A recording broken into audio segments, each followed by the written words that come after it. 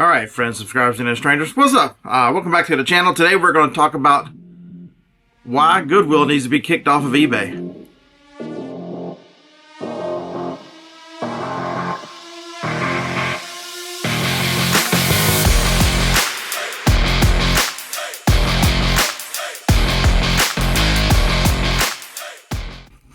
Okay, so if you have sold any kind of media, you will run into a lot of these Goodwill listings. And Goodwill, I think they are not doing Goodwill to the platform.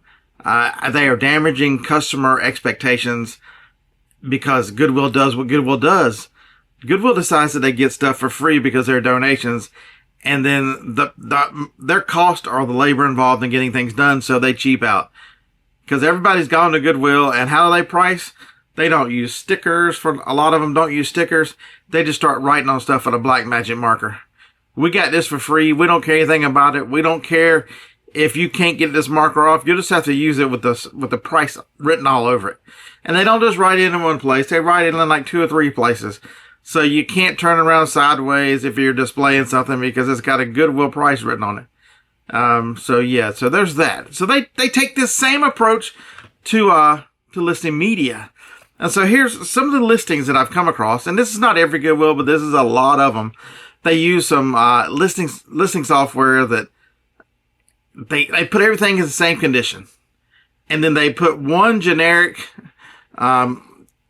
disclaimer on there that says, "Okay, so we're going to start with Designing Women. This is a season. I don't know. Maybe this is some episodes. Designing Women. It says." May not contain original artwork. So when they show you this, because they use a stock photo and you're seeing a perfect picture, and it says may not contain original artwork, this is what you get.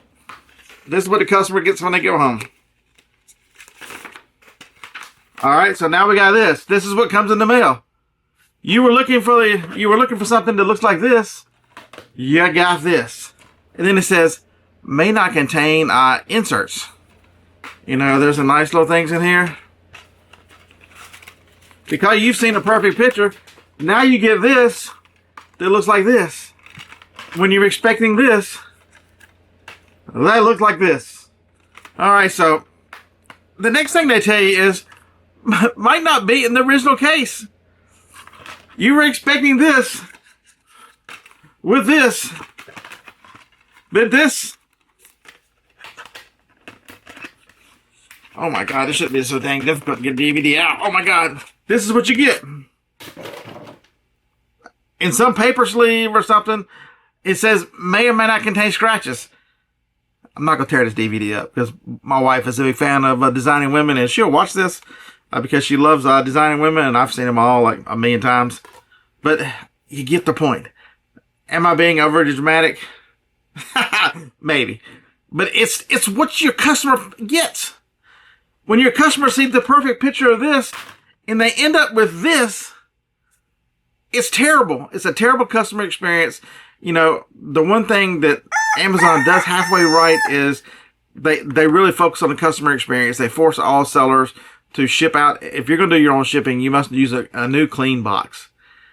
And so what does that do? That really, and then there's no such thing. They make you tell, if you've got just this, acceptable good is the highest you can do, and you better put disc only in the description, or you're going to catch hell from a customer. They give customers the expectation to understand exactly what they get, but even over there, they allow Goodwill to pull that same kind of crazy crap, that same disclaimer. The other day, I was actually listing a DVD, and I was checking comps, and I'm like, why is that comp so low? And I clicked on it. The description was for a book. Pages may contain some markings, this, and that. I'm looking at them like, I don't see no pages. Where are the pages at? They are so freaking lazy with their listings and eBay allows this, that their descriptions are nothing. The conditions are nothing because half the time the conditions is for the wrong item. eBay, clean this up. I don't care how big a seller they are. Take a cue from Amazon. They're not too big to go away when they are damaging your reputation and sending customers away, because the one thing we know, oh, beer, but that's just a $9.99 DVD. Nobody cares about that. People that buy the lower price items scream the loudest. I can promise you, I've seen it in my 11, 12 years of full-time reselling. The lower price items, those people scream the loudest. And so those are the ones that make the most noise. It's just a fact of life. All right, so I hope this has helped you. Hope I've entertained you. A great start to your week. Check me out on Wednesday on the live show on YouTube here. We will answer your questions. We'll talk about some topic, probably AI, because List Easier is out in limited release, and I've been using it quite a bit. I listed 67 45s yesterday. I might have bought 3,000 or 4,000. So we'll talk about that, and yeah, Friday night hangout. Thanks so much for joining me. Like, comment, share, subscribe, all the fun stuff. And as always, you have a Roll Tide life.